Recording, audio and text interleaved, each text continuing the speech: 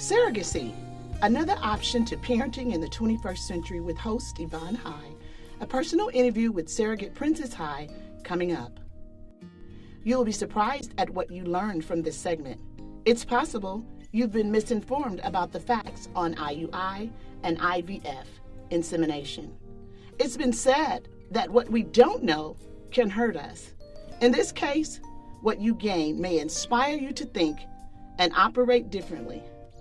Join us now. In regular schools, that could Okay. be And I would always go and look. And I was carrying the baby, but I did everything that I did every day anyway. So it was almost just like getting up, going to work. What is surrogate? What is a surrogate?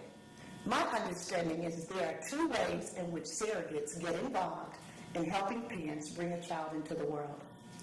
Surrogacy, traditional, gestational. What does it all mean?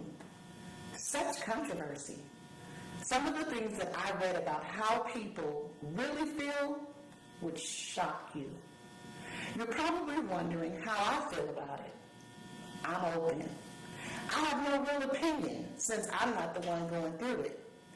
I believe you can only form a valid opinion about someone or something not until you've experienced the situation close up, like I did. I had the opportunity to witness this journey through Princess High. I'm Yvonne High, and today I have with me Princess High sharing her story regarding her surrogacy. Hey, Princess. Hi, Mom. Welcome. Thank you. Thank you for joining me. This is exciting. You look amazing. Thank you. Oh, wow. You just had a baby? I did a couple weeks ago. Oh, well, I hope I can look that good when I have a baby. I am the baby. Right, so I'm going to do that again. Okay, so today we're going to share with our audience some valuable information because so many people have this misunderstanding about what surrogacy is and why people should or shouldn't do it. And, you know, people don't understand that. People do things because they can. It's their business, and we should mind our own business. Because people have a right to do with their life what they really want to. Would you say that's true? Absolutely. Absolutely. So I've prepared some questions for you, and we're going to talk. We're just going to talk. So relax. If you need some water, get a sip. And then I'm going to share a little bit, and then you can validate that I'm telling the truth or not, and then we'll get to the questions, okay? Okay. So it says that my sources say that in traditional surrogacy, the surrogate is both the egg donor and the surrogate. And there is therefore genetically related to the child in traditional surrogacy. The surrogate carries an embryo that was created with her own egg and the sperm of the intended father, who with the intended mother will obtain legal and physical custody of the child. Traditional surrogacy can be accomplished either by intrauterine insemination, IUI, or by vitro fertilization, IVF. The traditional surrogate, however, is inseminated with the father's or donor's sperm monthly at ovulation until pregnancy occurs. In gestational surrogacy, the surrogate gives birth to a baby created with an egg and sperm from the intended parents, or the embryo can be created from a donor egg and or donor sperm. The majority of surrogates today are gestational carriers and have no genetic relationship to the child born from the arrangement. IVF is used to fertilize the eggs in a laboratory. If the fertilization is successful, a fertility doctor transfers some or all of the resulting embryos, usually 2 or 3, into the surrogate's uterus. After delivery, the gestational surrogate immediately surrenders the baby to the intended parents. Would you say that that's accurate? You know, I actually learned a lot because I didn't realize. I didn't realize there were. I mean, maybe I knew that, but I guess I didn't think too much about the fact that some women do use their own eggs. Mm-hmm. So, yeah, it sounds Yeah, sounds right to me. Okay, so I did my homework. Yes. Okay, so let's move on. Many different people use surrogacies as an option, including couples and single women who have had multiple failed pregnancies. And coming from my experience, I understand that I know that that's personally very painful. Inability or difficulty conceiving, inability to carry a fetus to term, or gay male couples who want a child with a genetic link to one of the partners.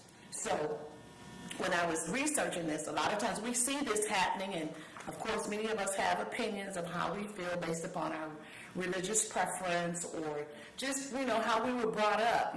We weren't brought up to believe that people would even do it, especially people of color, would even do something like this. So kudos, hats off to you for even being so courageous. So which method did your parents opt in to live their dream? Which method? So we went through the process of IVF. So I am a gestational carrier. So the baby that I carried is not genetically related to me. She's not genetically linked to me at all. Okay. So people want to know that. Mm-hmm. They want to know how difficult was it for you not to bond with the baby, knowing that you were going to have to, relinquish the baby to the parents and not see it anymore after 9 months?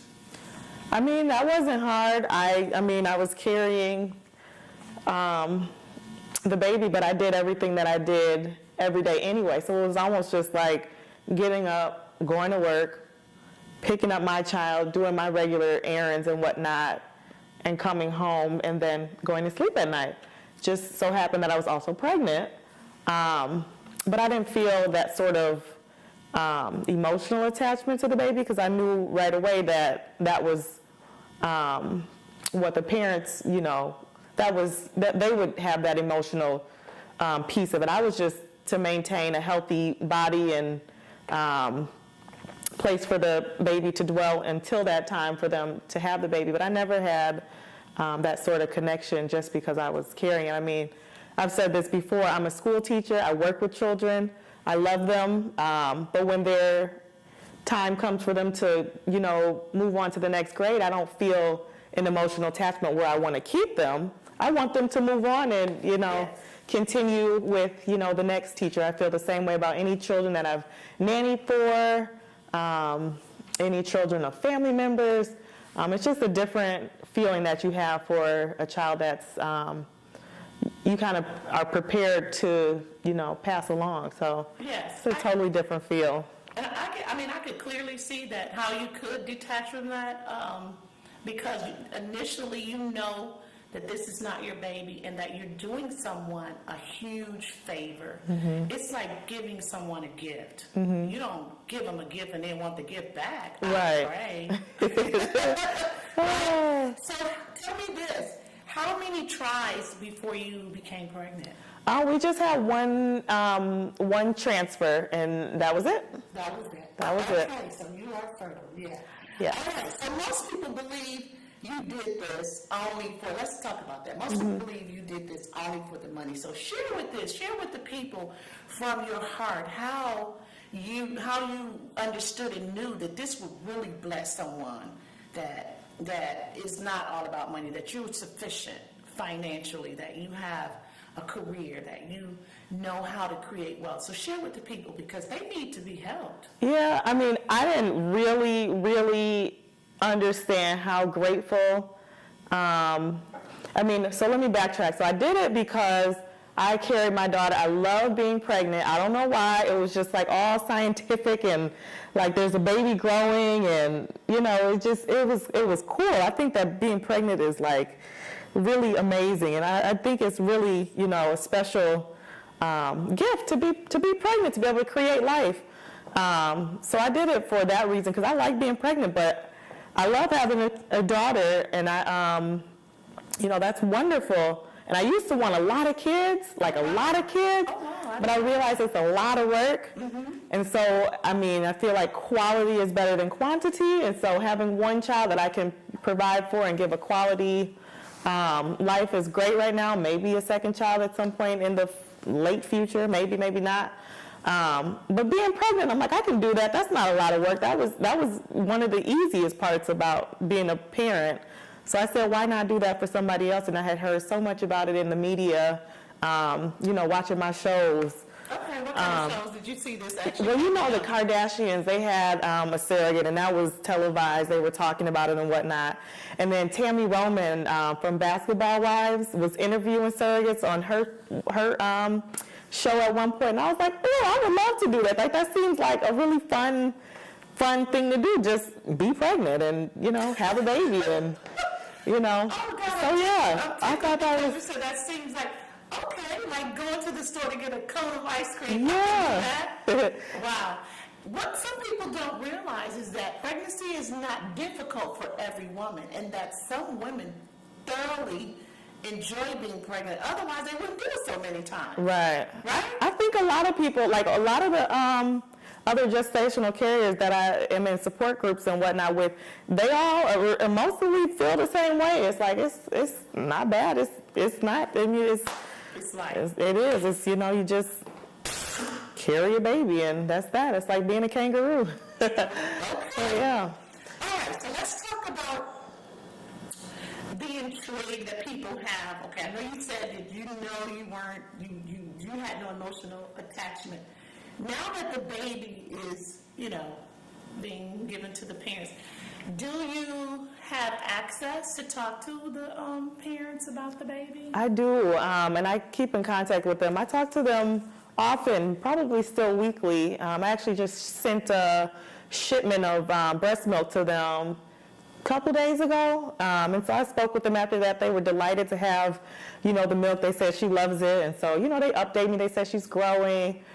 So yeah, we communicate intermittently. It's, I'll be able to talk to them and follow them, and they'll follow me, until just whenever. It's like we're connected now, so. Okay, so you plan on tracking, and it's a girl? Yes, it's a little girl. Okay, so you plan on tracking this little girl to see how she grows and develops in life. That's amazing. Yeah. It's kind of like having a program that you actually oversee. And ensure that you get an opportunity to look at the work that you actually did, and there's success measurements and that kind of thing. I know you have a daughter, so let's talk about how did you explain to Angel that the baby would not be coming home with you guys? How did you approach that? So I told her early on, and then I did give her a book from my agency that kind of explained it in a child-friendly way. It was a coloring book. And then I explained it to her again one night. I think we were leaving piano lessons or something, and it was like time. It was like we were getting closer and closer to my due date. And so I reminded her again that I'm having a baby, but this baby was for somebody else. And I just, very briefly just explained to her that not everybody can carry babies. And so I'm having this baby for the other family. She said, oh, well, that's a really nice thing to do. And that was that. So, yeah. Okay. Well, that's awesome. That's awesome. I'm glad she gets it. But what's next? For me? As far as surrogacy, I do plan to do it again, but in the more immediate, I am currently pumping and hoping to supply breast milk for preemies and NICU, babies that are in the NICU. I believe it stands for neonatal intensive care unit, so babies that need breast milk because it's, healthier for them so that they can be well and stay alive. So that's my next kind of short-term goal, is to produce milk for a while and recover. Becoming a baby factory. A little bit, yeah. Okay, so that's not gross to me. Yes. It's really not, because I don't think people even understand that not every woman is able to produce milk. It's so fascinating because our bodies are so fearfully and wonderfully made, as the Bible has described it, and to be able to give such an awesome gift to someone, something as simple as milk, when other people, not necessarily, babies don't even know how to latch on. There's all types of challenges that women have in giving birth and as well as nurturing infants. And so again, hats off to you. So let me just say this. We're talking about, we're here talking about what's next, and you already said you would do it again. So how has this changed your life financially? Because we want to cover everything, the questions that people have in their minds. Let's give them what they need, information. It's been nice. I mean, it hasn't changed things a whole lot. I mean, I don't know. I think because you're thrifty. I am. So people don't know that probably by the time you were 8, you were already pinching money from your lunch money. Mm-hmm. You had saved I think your dad needed some change or something, and you were like, I got change, and you think you were about 8. And he was like, well, where did you get all the money from? You said, I saved it. And he was like, saved it from what? You said, my lunch money. He was like, you only get $3. And you were like, I know. You had 75 singles that you had saved from your lunch money. He was giving you $3 for lunch, because I think lunch was $2.25 or something like that. And you had saved $75, and he was just like, well, you don't need all this money then. I could just give you $2. And you were like, no, because that's my money, and I'm saving. And you were so excited about the fact that you had control over this financial empire that you could manage. And so even as a young child, you managed your money well. Mm-hmm. So I can imagine people probably are thinking that you're out splurging and just having all this financial success, spending money, and they have no idea. You have pocketed it and went on about your business, living in the same budget that you were living before. Is that true? Absolutely, yes. And then I think actually caring for a family and just going through the experience was a lot more meaningful than actually being compensated for it. And it's so interesting because there's a lot of people that say they would do it for free. I met a surrogate who cared for her twin sister. She kind of overheard myself and a friend at dinner. She was like, did I hear you say you had a baby for someone else? We were probably talking loud.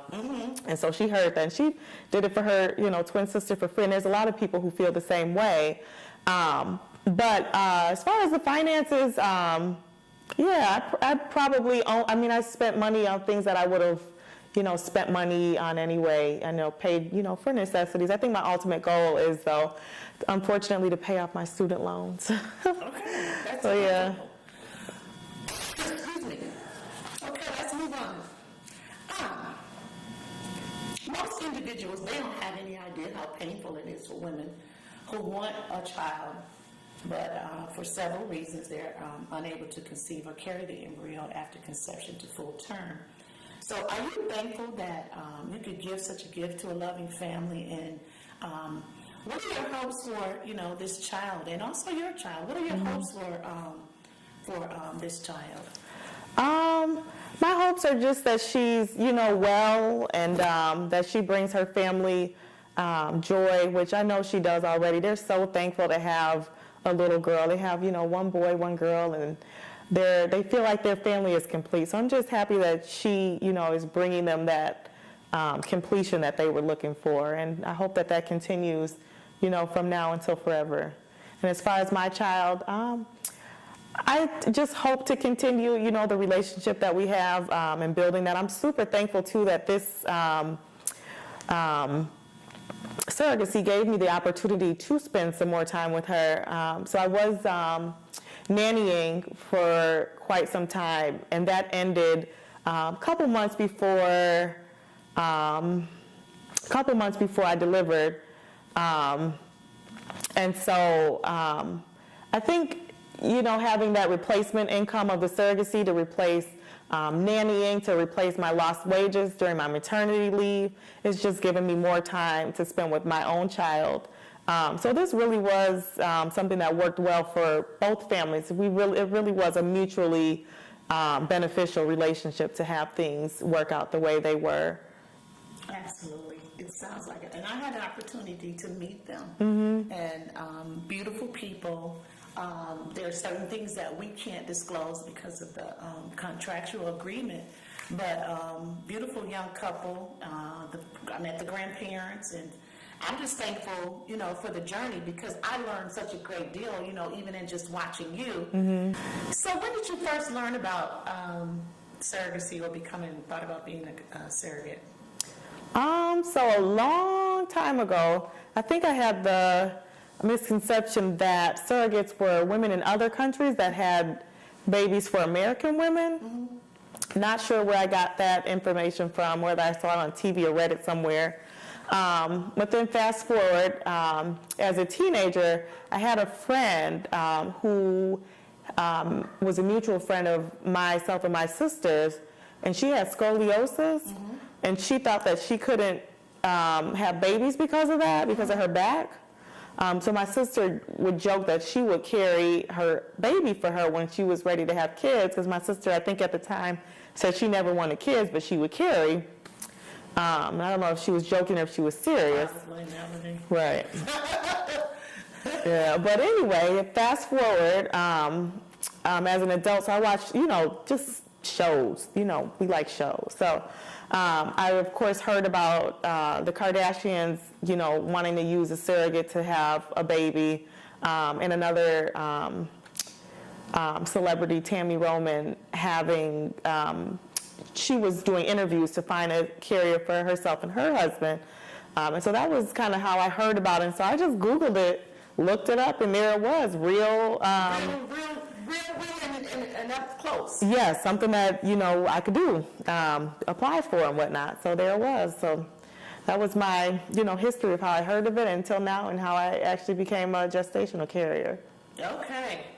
All right, well, people want to know, people were asking me, is Princess having a baby? And I was like, I don't know. They were like, I just saw on Facebook that she was becoming a surrogate. I said, well, I heard about it when you heard about it. They were like so amazed that you didn't get our opinion. And I was like, well, at the end of the day, she's an adult. She's the one going to have to endure it. She knows that, I'm sure I said, Princess is a wise girl. She's researched it. She's not doing something carelessly. She's given it much thought, and if she's given it much thought, that means she's going to commit to it, because that's how she lives her life, committed. So they're like, oh, okay. So that's when I first learned about it, was on Facebook, and I was just like, oh, and I think a lot of people were like, well, you're not shocked. I'm like, Princess was born with teeth. I ain't talking about nothing that Princess does. I said, and she tied her shoes at 20 months. They were like, 20 months? I'm like, yeah.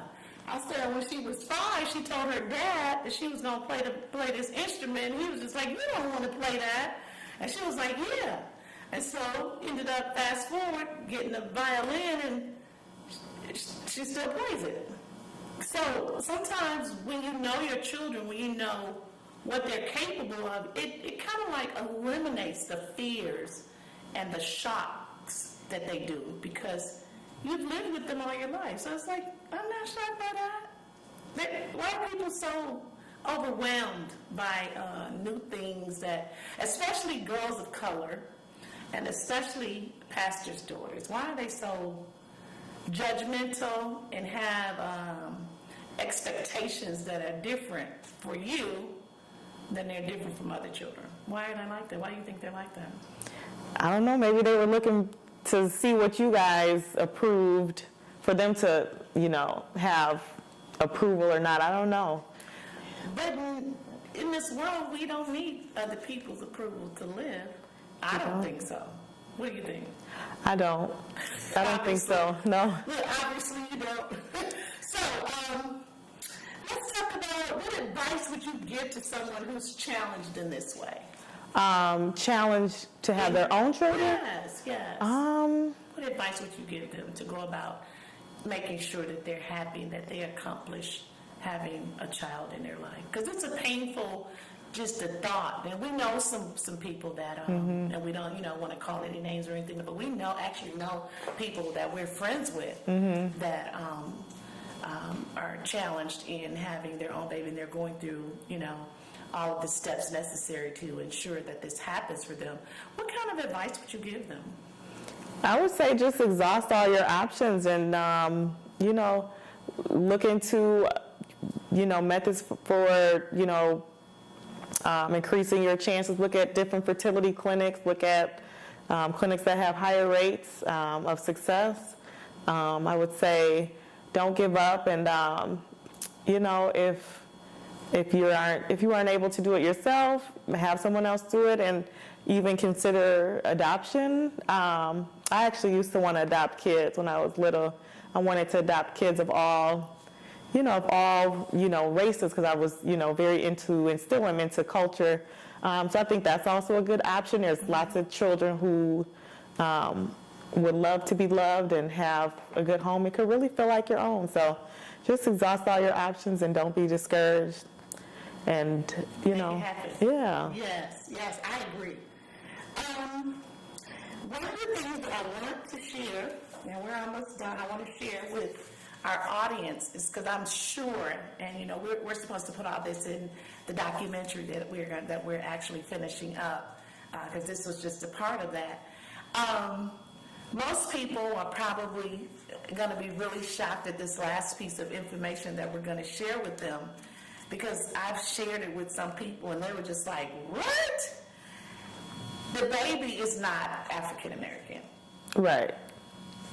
And that is so amazing, because most people, I remember the first time I asked you, I just felt in my spirit that this was not a baby, African American baby. This was a non-African American baby, and that the people chose you because of your background.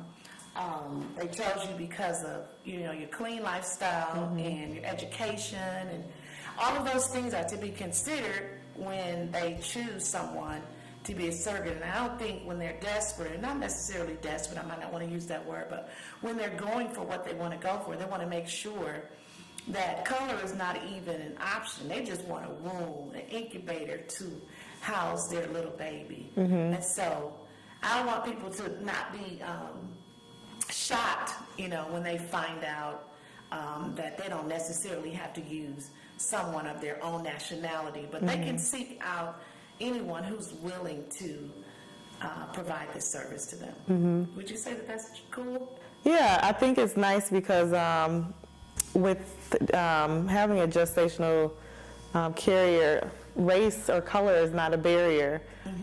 All they need is, like you said, a supplier, someone with a healthy womb, and I'm just, thankful that,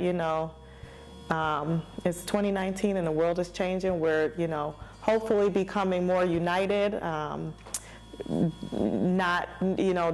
becoming more united as in it doesn't matter, what race or religion you practice or are, we can help one another. It doesn't need to be someone who has the same, race as you, or they're not the same color, or they, practice a different religion. It doesn't matter. And so I'm thankful that they saw that color wasn't a barrier, and that, in this, practice of surrogacy, that, that doesn't matter. Right. And that you want a baby, you shouldn't be focused on that anyway, right? Right. Ethnicity should never be an issue for someone when you want to accomplish something. Right. And like you said, the world is, we're in the 21st century now, and parenting and all those things that people have to do, we have to show the children that this should be a better world, and we should stop tripping, right? We should. Learn to get along and live well. Yeah, and at the end of the day, we all bleed red, so. At the end of the day, you're right. And we all can live beautifully. Amen. And God wants that to happen for us. So this concludes our show, Parenting in the 21st Century. I'm so excited about surrogacy, and I'm so excited about Princess' new found venture that she has come upon, this journey that you're taking. We're helping individuals accomplish their desires. I think it's just amazing. And I didn't even share that someone approached me when I was younger, and someone talked me out of it. And so because it's taboo, in some cultures, in some religions. They don't seek out how they can truly show for the love of Christ. And so I just wanted to say thank you for being yielded to help someone. And so God bless, and we'll see you next time on Parenting in the 21st Century. Say bye, Princess. Bye.